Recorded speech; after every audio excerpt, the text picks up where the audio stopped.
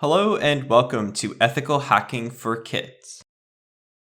In this course, we're going to take a look at a variety of different concepts related to computer hacking and computer security in order to give you a better understanding of how computer security works and how hackers are able to break into systems and cause malicious things to happen on various different systems, software, computers, and even mobile devices and other devices that have computers inside of them.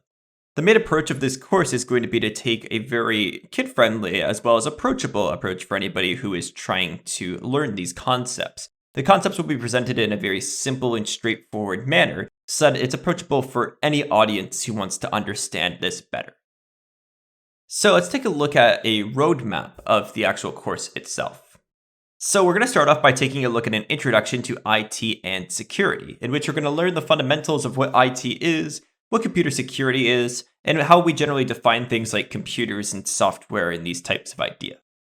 We're then going to move into talking a little bit about attack types, and we'll spend two different sections on this. In the first section, we'll take a look at ways that we can do various different types of attacks specifically related to malware on computer systems. In the second section, we're going to learn about attacks against various hardware types, such as Internet of Things, or IoT, and phones, and other devices related to this. Once we've learned about this, we'll talk about securing passwords and devices to see how we can secure devices like phones and computers using things like passwords and antiviruses.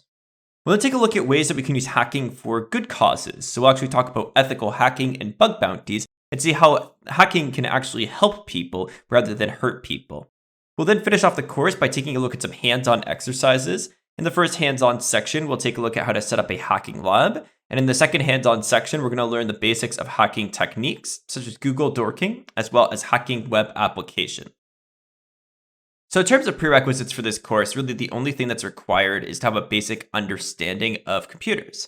If you know a little bit about computers, then you'll be able to succeed very well in this course. Even if you don't necessarily understand a lot about computers, I'll present a lot of the topics in a way that they'll be approachable for even people who don't know too much about computers. So really, the course is designed to be as approachable as possible, but a basic understanding of computers is always going to be helpful.